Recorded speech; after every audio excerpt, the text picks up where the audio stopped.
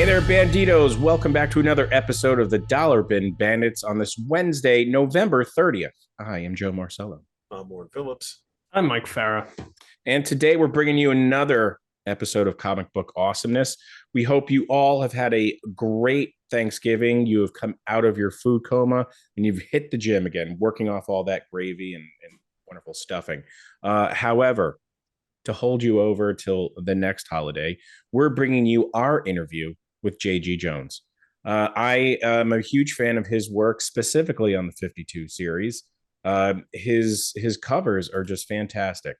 They're just works of art, and I am a huge fan of the series. Yeah, everyone knows that I'm an old school kind of guy, but I did look up Mr. Jones's artwork, and it is phenomenal. It's beautiful stuff, and I was not able to make this one, but you guys did a fantastic job, and I think he's just a fascinating person. I love J.G. Jones from the moment I saw his work on Black Widow during sort of that Marvel Knights resurgence. He also did Marvel Boy, I think, with Grant Morrison. And he is known for his iconic covers, but take a look inside where he's done some interior art and you'll see some really great storytelling prowess.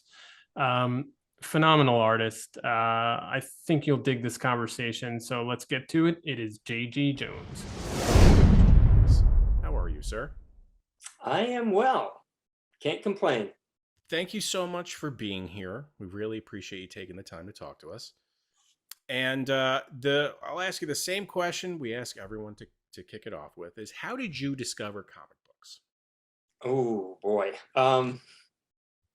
I am going to date myself, but when I was a kid, comics were ubiquitous. Every drugstore had a spinner rack. There were no comic book stores at the time. And if you had to look for back issues, you had to go to every used bookstore around. So I think like every kid, I just became obsessed with the books from, my dad would take me to the drugstore and he'd go drink coffee and talk with everybody. And I would sit at the spinner rack and beg for a couple of dimes to buy a few books. But simpler days.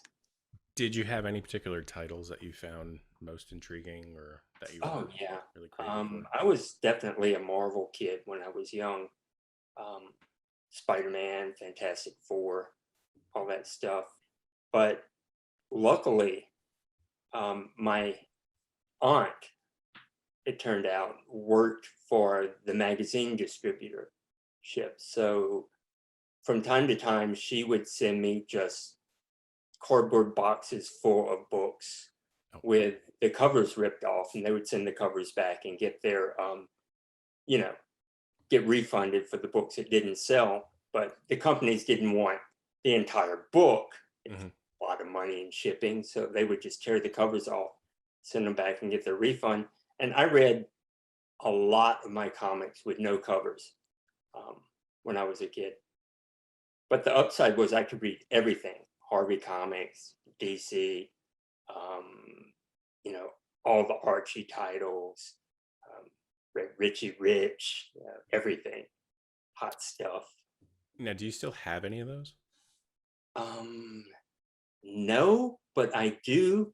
I asked her and she complied when the first Marvel Planet of the Apes magazine came out. She sent me the very first copy that they got in-house.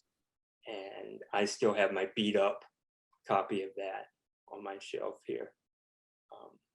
I read it almost to death.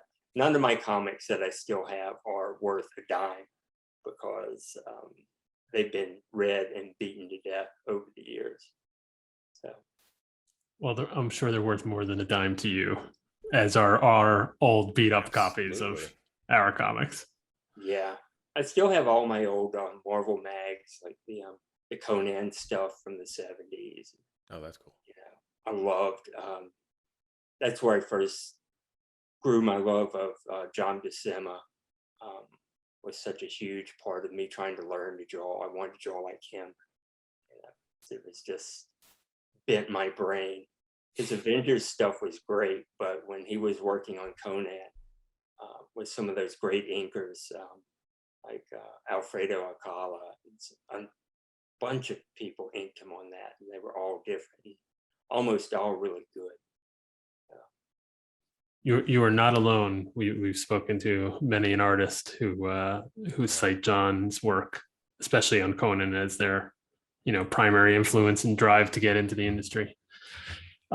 Speaking of which, you got your start in comics professionally with former Marvel editor-in-chief Jim Shooter at Defiant, right? Well, I'm curious about the origin of that story, how that all came about with Dark Dominion. It's pretty straightforward. I was living in New York, trying to be a fine art painter.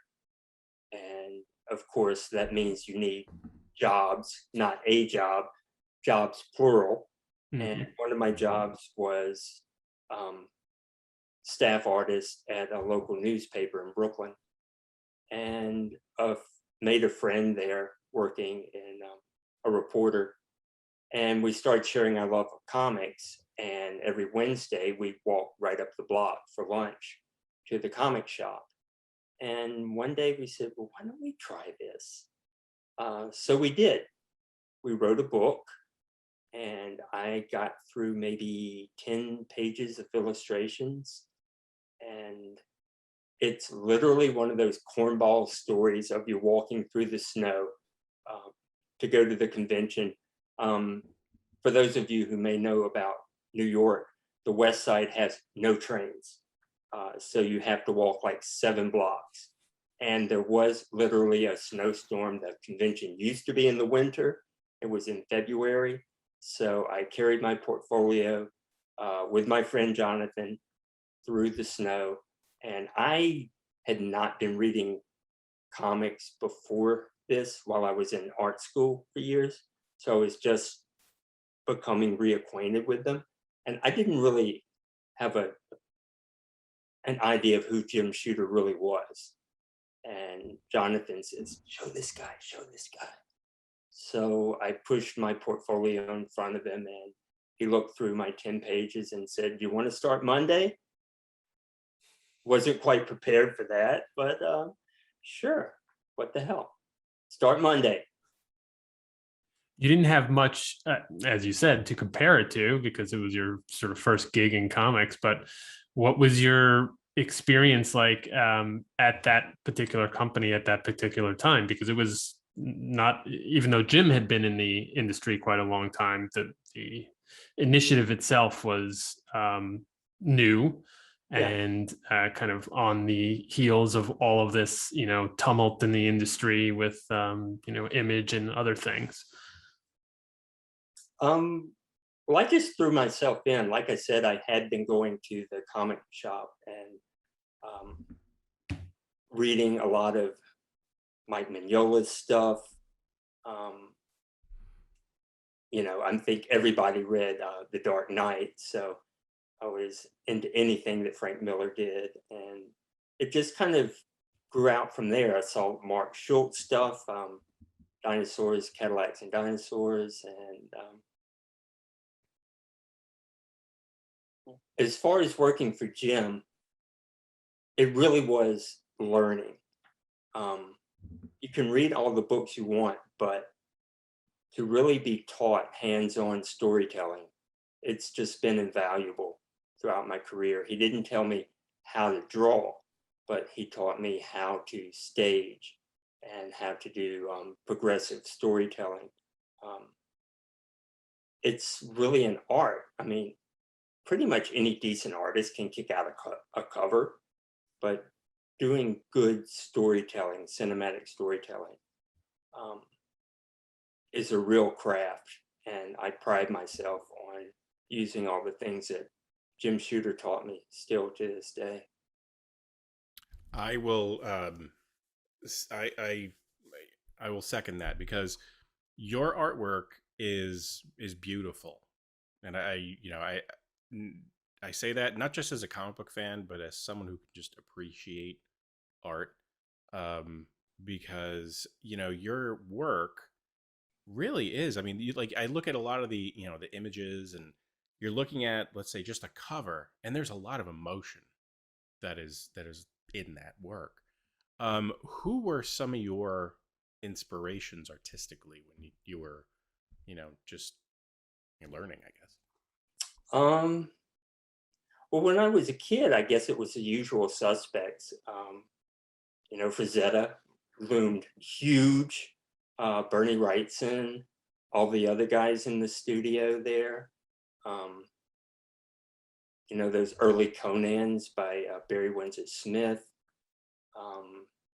And when I got to art school, it was all like Renaissance work and stuff like that I was really into, and just nice, well-crafted images. Just trying to learn how to make a good image. So I'm probably getting off the tangent. No, absolutely not. I mean, this is But I really am really interesting. just an omnivore. I mean, you can probably see a shelf full of books. These are all just art books. Wow. And I'm always trolling for new people I don't know. Old people, new people. I look at a lot of 18th century stuff. I love a lot of the early 20th century illustrators. I look at pretty much just everything, even like old movie posters, a lot of film stills, just to, like old black and white films, to break down the lighting and the structure. I'm pretty much an omnivore, everything. Yeah, I will say, I'm sorry, I know Mike had another question, but I will say, like, something I noticed about your work is that the lighting does play like a major part in your content. I mean, and I know that, every artist, lighting is a major factor, but it seems like it plays a big part in how you do your work. Whether it's, the reflective surface of like Cyborg, or like the all red cover from Final Crisis, and which obviously has meaning as it pertains to the issue, and things like that. But like it's a there's plenty of other artists out there where they're presenting the image, and the artwork, the lighting is whatever's inside that panel is projected. Your artwork looks like whatever is coming from the outside world is projected in. It's really unique. So Thank you. I appreciate it. so sorry, fanboying out. Go ahead. Sorry. I'll shut up. I mean, I was going to say much the same. You just laid out a lot of your influences, which are from disparate sources, and I can see a lot of them in there. I mean, it really isn't just the comic book influences. I see a lot of what you were talking about in terms of painting and Renaissance and the compositions. How breaking into this industry when you did, and coming from a fine arts background, did you feel comfortable and confident in your style right off the bat, or did it sort of evolve to a point that you were like, okay, now I'm kind of getting where I want to? And if so, when was that? You're gonna laugh, but I still don't think I'm there. I still don't think I'm where I want to be. It's been a battle all the way. But when I finally felt a little bit more confidence in my work was I was working with Billy Tucci,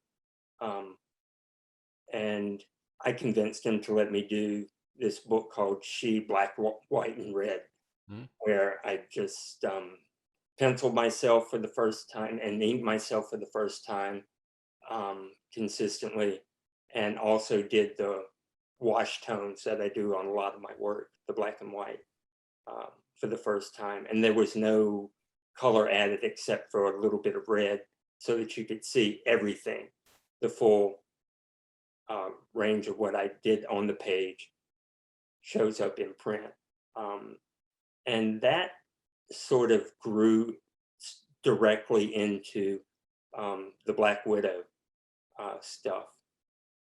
I kind of found my style, I guess. And my style has changed a little bit over the years, but I think that's kind of, I hit my stride and I was off at that point. I love the Black Widow stuff, and we'll get into that a little later. We're going to get into more specific stuff, but I did want to ask the question early on about if you have a preference between interior storytelling art versus the you're very well known for covers as well, and that's sort of the striking one image. Do you have a preference between the two, or do you like kind of bouncing back and forth? I love going back and forth. It's different muscles in your head. You really get to play in different realms, I think, a little bit. The covers, you're just concentrating.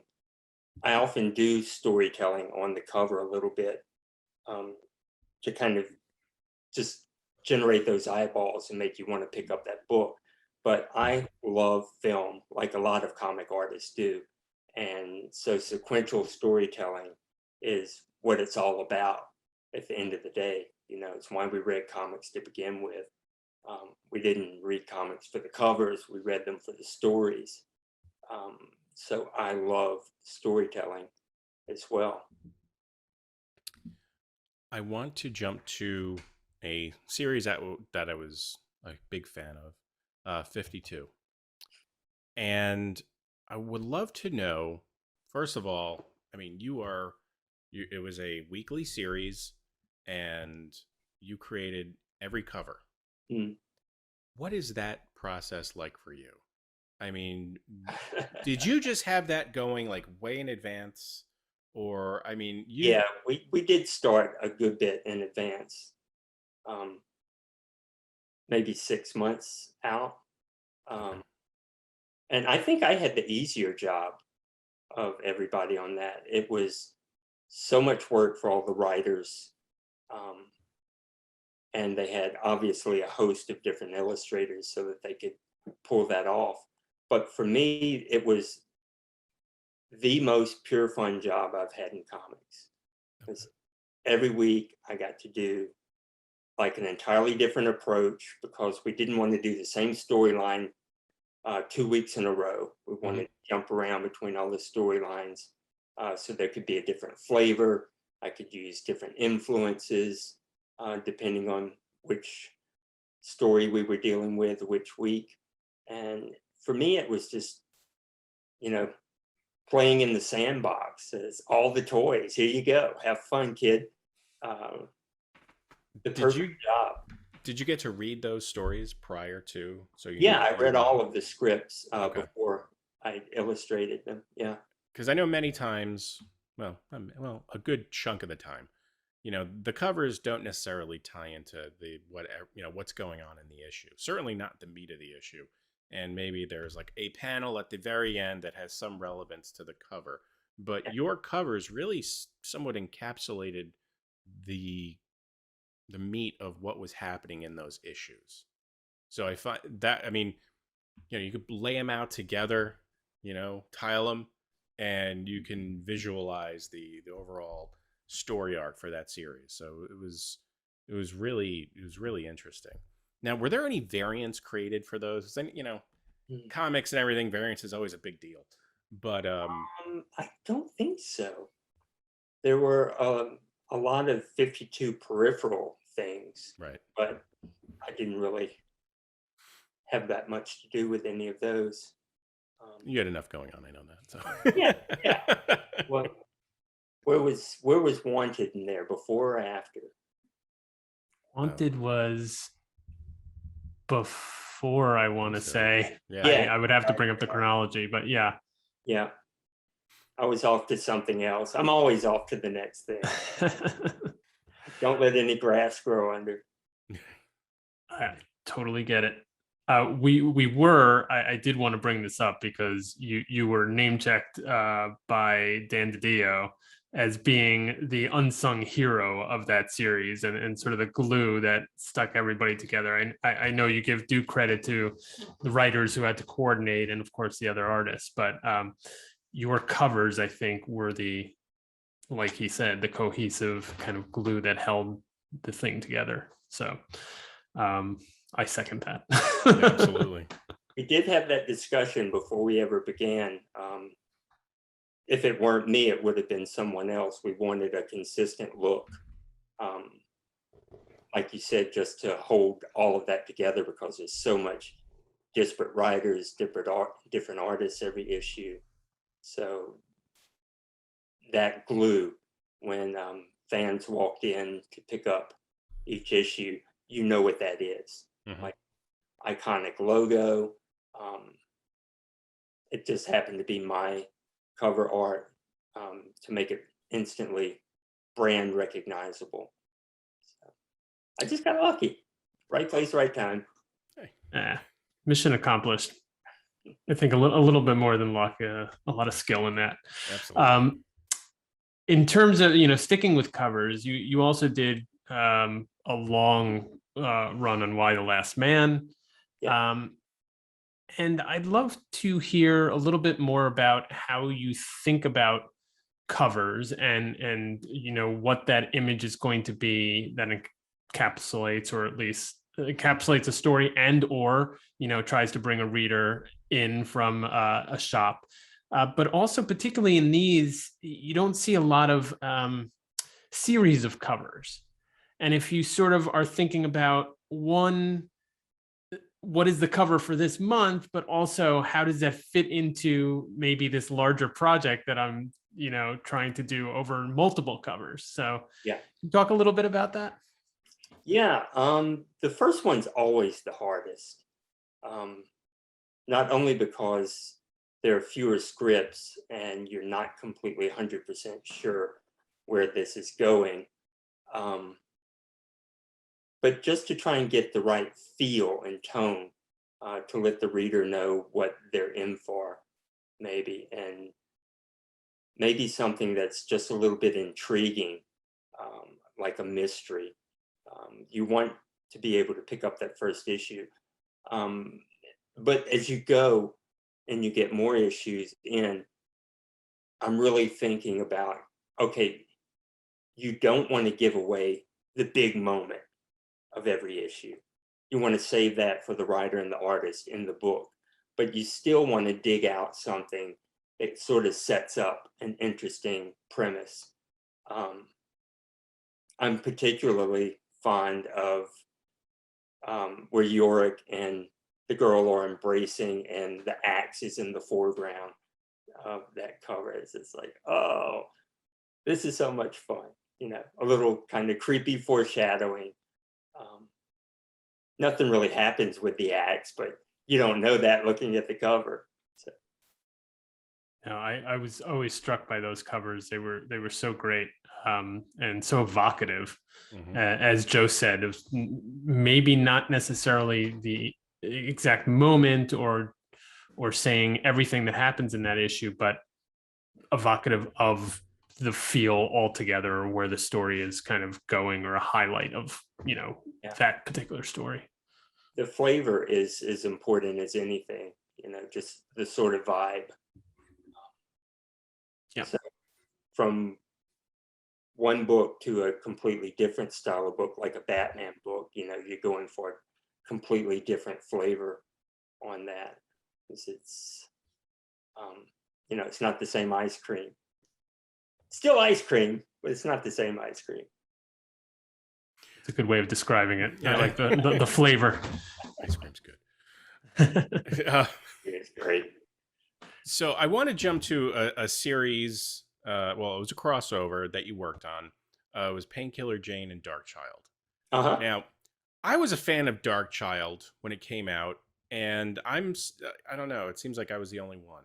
It has a small following, and I know Painkiller Jane has a much bigger following.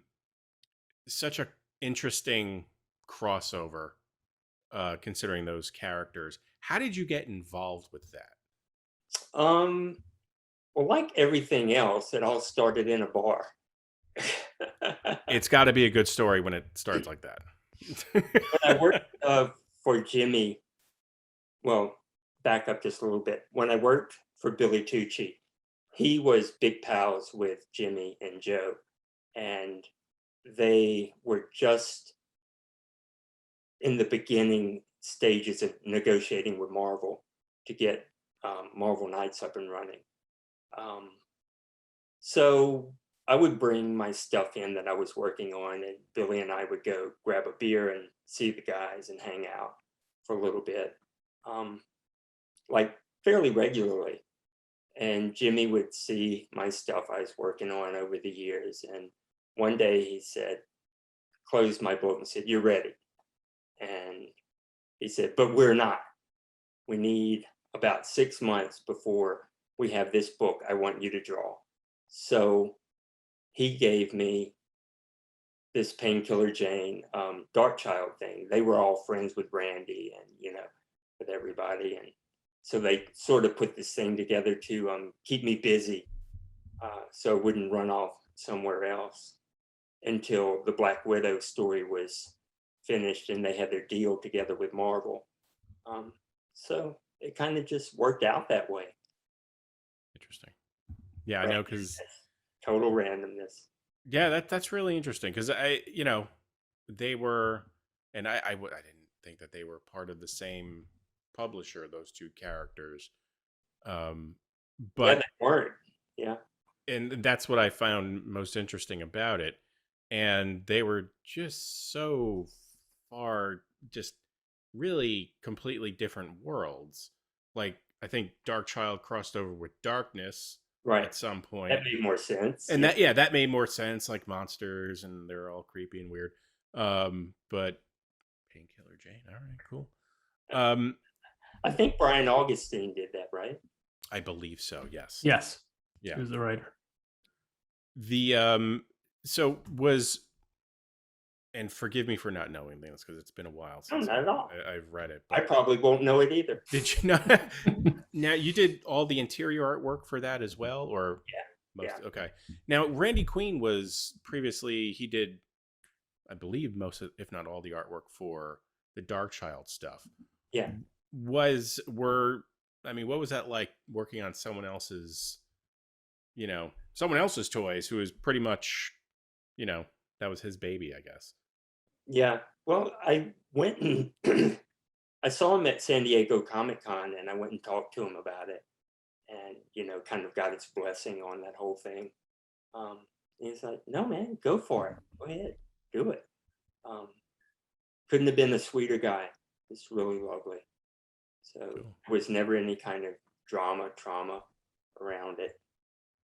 I was just sad to see the book finally kind of peter out. Yeah, there was a bunch of books at that time that made a big, explosion, launched really hot, and then just kind of fizzled out. And that was one of them. I really enjoyed that one. It was, because it was somewhat unique for the time. Yeah, very much so. It's a great setup. I think he was trying to shop it in Hollywood, and things were almost happening, and then all fell apart. Yeah, if you IMDb it, there's someone made a same thing. They got a pilot out, didn't they? Or a few shows? Yeah, there's like a either an episode or a movie poster that someone created for it. Yeah, it was just kind of cool.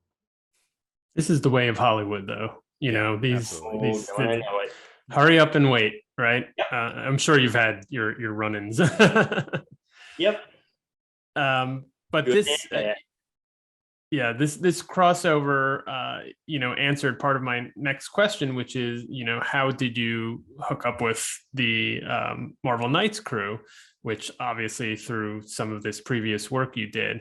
But when you finally did, was Black Widow the sort of assigned to you? Did they say, this is what we think you will do well on? Or did they say, we're doing this new project with Marvel, we got these kind of characters we're thinking about, is this one up your alley? She sold the whole thing. My work on Jimmy was like, this is the book. for you. We've got this book for Tex. We've got this book for this person. You know, Amanda's going to be working on some stuff. So they had a real clear idea of what they wanted to do. They pulled in Jay Lee, man, off that Hellshock stuff. That guy, he's still just mowing it down. It's amazing. All these years later, he's still just one of my favorite artists. Cover artist and interior artist. I just love that sort of elegant, beautiful line work. So good. Yeah, mine as well. Jay's a great, fantastic artist, and one who has, like yourself, I think, very, very much evolved. You can see the evolution as you go through his work, and yet you always recognize him. Always. Yes, indeed. Yes, he definitely has a definitive, recognizable style. So Black Widow, you said, was, where you maybe kicked it into high gear. You found your comfort zone in terms of style. Did you know it at the time that were you like drawing the pages and being like, this is good stuff? I was kicking ass at that point. No question. I had basically canceled all the other parts of my life out to just, what I said to myself is, I want to get good. I want to get as good as I can, and no distractions. My social life just went in the tank, and I worked until I could drag myself up the hill. It's like, I'm not going to blow this big break. So I'm at Marvel finally, the place I wanted to work when I was a little kid. So yeah, I was just all in 100%. You certainly did not. You did the opposite of blow it. I also wanted to bring up that the character of Yelena was introduced during your run. Did you ever in your wildest dreams think about that there was going to be this character that you helped create that years later would be, a central part of a expanded like cinematic universe? Well, I did get a taste of that first with Wanted, so that's true. It was nice to see Yelena pop up. So yeah, I won't lie. I watched all this stuff. I'm very excited about it. She seems to be playing a bigger and bigger role. Yeah. So that's got to be somewhat gratifying to see. I mean, it's just a smart move to have her character so that you can replace an actor without it being like a weird thing. Yeah. True. So I want to jump but to. You're not so and so. You can't. Wait, the other one was redhead. You're blonde. What's going on? That's right. So I want to jump to Final Crisis. So as you can see, I'm a big DC guy from behind, my stuff here. And I absolutely love Final Crisis. It's part of like series of story arcs that were just, in my opinion, when DC was really hitting a home run every time, between Infinite Crisis and, the various crises. And you worked with Grant Morrison. Yeah. What is that experience like? Because I've heard so many interesting stories because he's quite an eclectic person. Yeah. And the second part of that is there were 2 sets of covers for that series. Yeah. Why? I mean, I think yours was your covers were really all that was needed.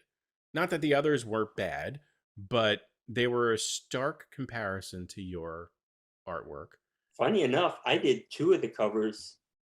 I did the regular cover and an alternate for each of the issues that I drew. Yes, I remember those. Other alternates as well. Yeah. They made some red, some not red. Because that made a big difference, apparently. Yep.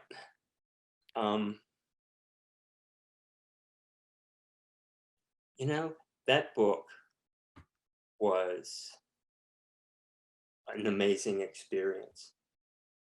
When it was first proposed, Dan called me in and said, "Here's a ticket. You're going to Scotland. I want you to talk to Grant Morrison about doing the book." All right, but they never send you to talk to the writer. You just get a script. But they flew me out, and I went to see Grant and hung out for 4 or 5 days. Just a lovely guy. We stayed at his house and sat and drew pictures and designed all the characters. And he, because there were a lot of new characters in that storyline, and he kind of told me what he was going for, and he would tell me with each character what he was thinking of, and he had a bunch of his own drawings. So we just got to have a good long chat about what the story arc was going to be and where it was going to go. So I came back ready to roll. Yeah, it was a great series. And like, I know his content's a bit outside the box, Which I loved, yeah. which is fine. For some reason though, for that series, I had to read that a couple of times to really get it. I think I probably did too, and I drew a lot of it. Because like towards the end there, I was a little unsure of what was happening, and I thought maybe I missed an issue, but no. Do you think that? Well, it seems like you did. My follow-up question was, do you think you guys really gelled well? And it seems like you did from what you were telling me. Yeah, we had already worked on Marvel Boy together. See, there you go, Mike. So we kind of had something in our back pocket. We worked together pretty easily. His scripts are not always the easiest to translate. Okay. As you can probably it's not just me then. Okay, good. Yeah. So the artist, I think, with him really has to be clear on the through line, because there's too much in the script to put on the page comfortably and with clarity. So if you don't talk with the writer and you don't understand what the major through line is, you don't know what you can leave out comfortably. Because you don't want to leave something out going, "Oh, this is just too much." And then it's an important plot point later down the road. So you really have to talk and know what's going on, which we did constantly. It's like, "I can't really get this part. Could you clarify?" And he couldn't have been nicer, couldn't have been sweeter to work with. So we had sort of established that base before we got to Final Crisis. It wasn't that difficult, truly. The problem for me on Final Crisis was I began to be symptomatic. I developed a blood cancer, bone marrow cancer. I was undiagnosed. I didn't know what was going on at the time. But one of the hallmarks is all your blood products are massively overproduced. So you're exhausted all the time. Your body's trying to pump this blood. It's thick as goo. Oh, wow. So there was a lot of fatigue, and I was so disappointed that I didn't get to finish drawing that book, but I just physically couldn't keep up because it was 30 pages an issue, 2 painted covers. It was an insane amount of work, and I'm penciling and inking every page. And Doug came in and just, that guy's such a pro, so amazing. And Yannick, it wasn't Yannick who drew that. Was Yeah. Hold on, it's on the tip of my tongue too. Carlos Pacheco. Yeah. Mm-hmm. I love Carlos. Very cool. One quick follow-up, and I'm sorry to jump on there, Mike. I think we wanted to ask it, but we didn't get a chance to, is you mentioned penciling, inking, as well as painting. Is there a particular medium that you prefer? Because it looks like your work really kind of encapsulates maybe all of that, depending on the nature of the subject. Yeah, that's the fun. But I like to do a little bit of everything. I don't like to be bored. But I do a lot of my thinking in my sketchbook with watercolor, little pens, and I have an old trick. It's probably, I shouldn't tell it, but we can cut it out. When I would have to send in cover sketches, a lot of times, some that I was kind of on the fence and not crazy about, I would do in black and white, or just ink. And the one that I really was passionate about doing, I'd do a little tiny watercolor sketch. And of course, that always grabbed the eye of the editors. It's like, that one. That makes a lot of sense.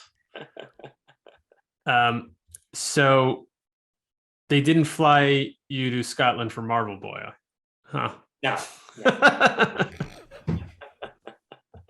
Marvel, I see it how it is. Marvel was trying to fly out of bankruptcy at that time, if I recall. Yeah, I guess that probably wasn't high on their financial priority list. No, and I was brand new at the, at Marvel. I didn't know anybody. I wanted to ask about, so Grant Morrison is one of a number of very well-known and very strong, I would say, writers that you've worked with. So you have him, you have Greg Rucka, Mark Millar, Mark Waid, Brian Azzarello.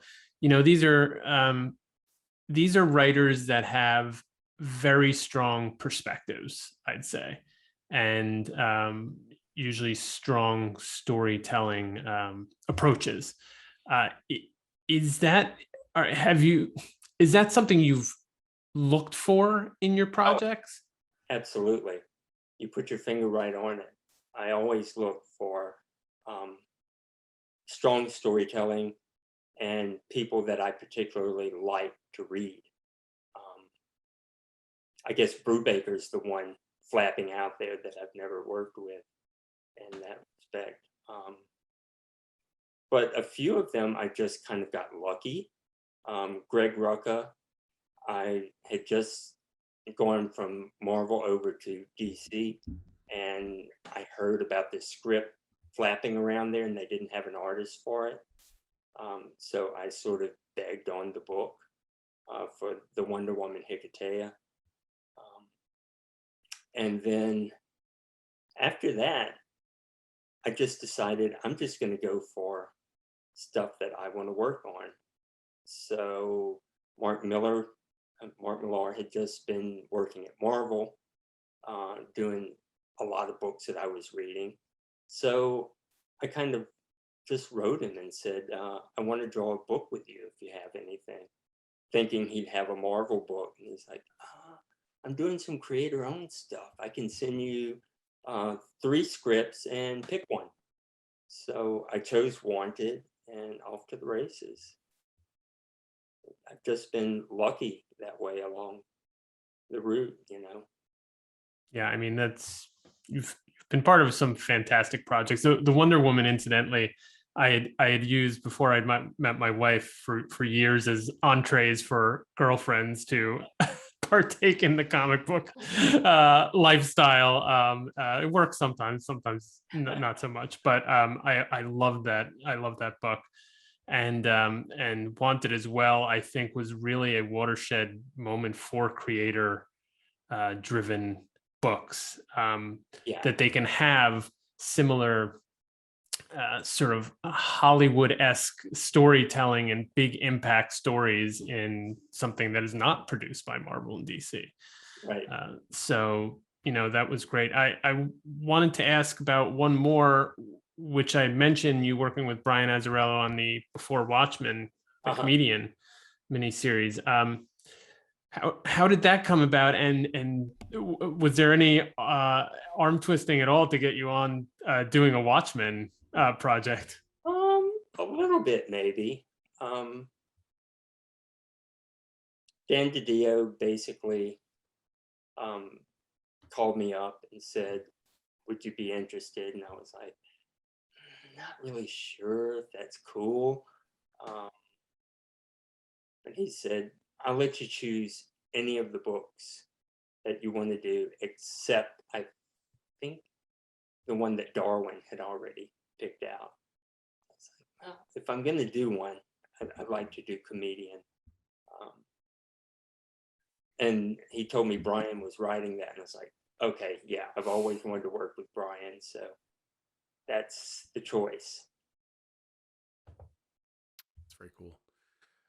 I would love to know your thoughts on the comic book industry today. And I asked that because, many of the people that we've spoken to over the past year or two, they've kind of had they're kind of in their latter part of their career. And, you were just banging on all cylinders still. You obviously, you were a fan before you worked in the industry. So you've seen it for very many, different points of view, through good and bad. What is your take on the comic book industry nowadays? Oof, oof. And if you don't feel like answering that, by all means, I understand.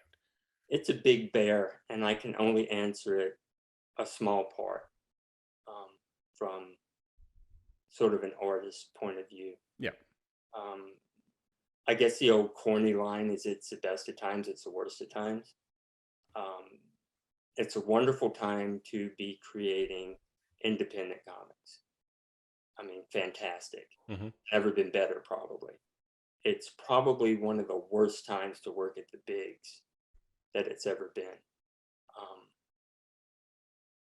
I do as much work as I possibly can for, smaller companies now, and people whose work I really like. I mean, you've probably been seeing a lot of covers I've been doing for Rick Remender the past year or two.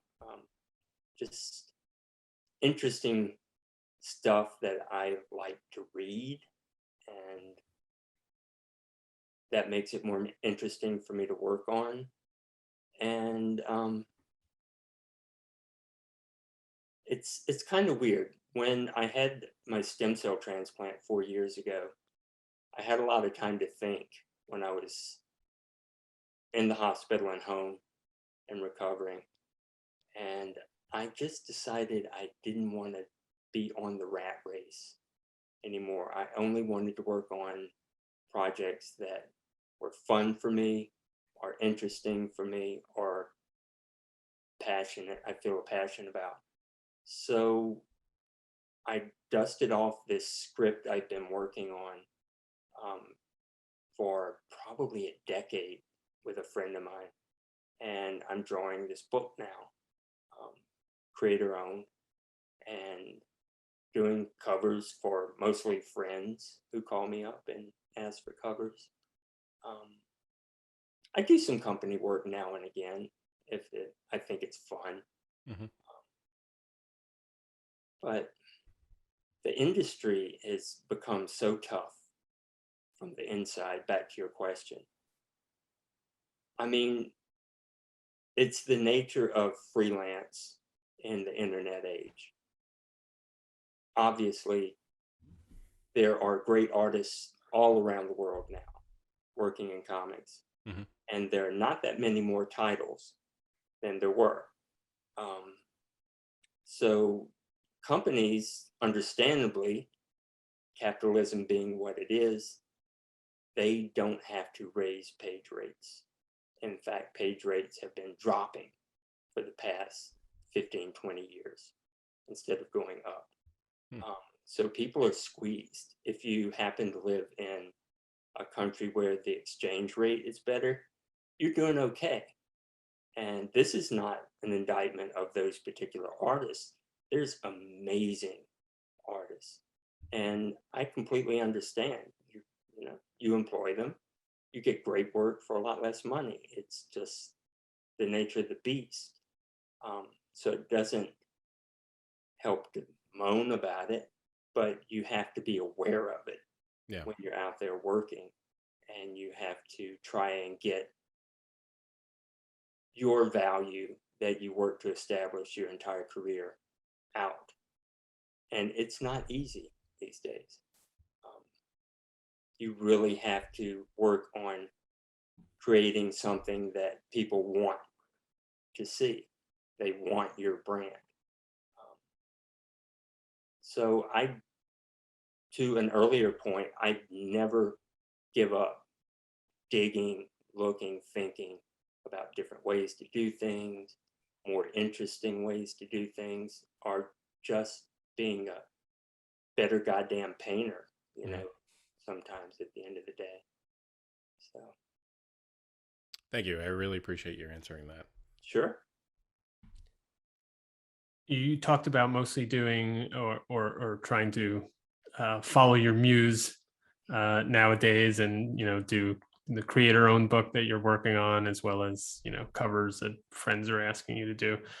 I wonder if you had already mentioned Ed Brubaker as somebody you'd want to work with, but on the character or property side of things, are there any of those that you haven't worked on that you'd be itching to, or if someone came to you to say, I got a great idea for X or Y, you'd Hellboy. jump at that chance? Hellboy. Hellboy. That's my only answer. Nice. Yeah. I That's was a great one. fan of Mike's before I ever even thought of getting into comics. So I've been obviously following his career and just in love with Hellboy my entire career and adult life mostly. So, yep, I'd be all in. I can see that. I think that's such a great match. I would love to Mike, see if you're listening. I would love to see your version of Hellboy. That would be. Of course, Adam Hughes kind of like blew everybody else out of the water there, and Duncan Fagredo. So it's like, be careful what you ask for. You just might get it. There's always something that can be added. Just because someone, we have had a couple great interpretations doesn't mean there's not yours. Yeah. I'm game. I wrote all right. a short story many years ago, Hellboy story, and I pitched it to Mike to let me draw. And he's like, I love this. This is great. But I want to be the first one to draw Hellboy drinking. Like, oh.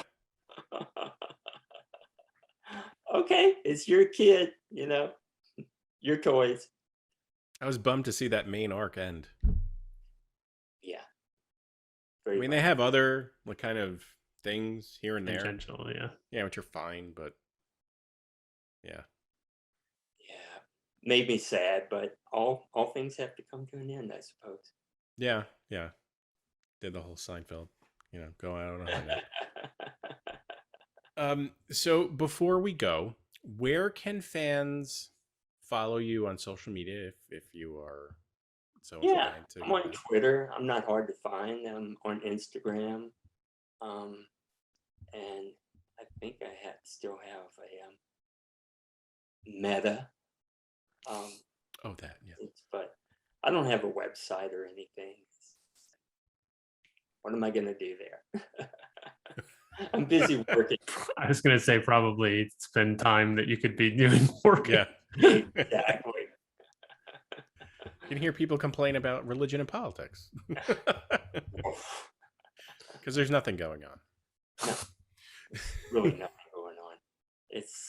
I really like to pull my wings in and crawl into my studio a lot of the days. Just nice. I don't want to deal with that outside. I can't say I blame you. Nope. And you mentioned, commissions and work you have going on. But do you have anything coming up? You mentioned a property, you have something you're working on, but anything else that fans can look out for from you? I think it's going to be covers for a while, unless a really good offer comes across. But I'm totally all in on this book. I'm just finishing up the publishing deal, and I'm working as many hours as I can. I'm painting the whole thing. Oh, wow. Because I'm crazy. It's another period piece, which I love history. So I'm just doing my research. Have to do a ton of research for anything that's period. I'm having a ball. Can you give us a clue what period? It's set in the 1930s in America. So right in the middle of the Depression. Pre-war. Yep. Post First War, pre-second. Exactly. Sandwiched in the middle. Interesting. Well, I'm certainly looking forward to seeing that, especially an all painted version. I can't imagine the effort that goes into that, but I love the product when it comes absolutely out. I love doing the storytelling. It's pretty much like you're making your own film, And we're back. Hey, like I said, I collect comics still. So hearing about what goes into, or, how people created the stuff I like today, I find fascinating. J.G. Jones has done tons of covers. He's done a lot of great work, but he has done tons of covers. The ones that stick out to me, though, are really the Wonder Woman series. Fantastic. And his artwork is just, it's very unique and it's beautiful. Yeah, like I said, you guys did a fantastic job. And just looking at his art, excuse me, like you guys said, the detail and the time he puts into it, it really stands out in a very crowded field. Really dig J.G. Jones. What can I say? I think and we've said it all. Great artist. I look forward to every cover, every issue he does, and he only gets better with time, as we say with a lot of these artists. But that'll do it today. Thank you for listening to our J.G. Jones episode. Please remember to rate, review, and subscribe, and we'll see you next time.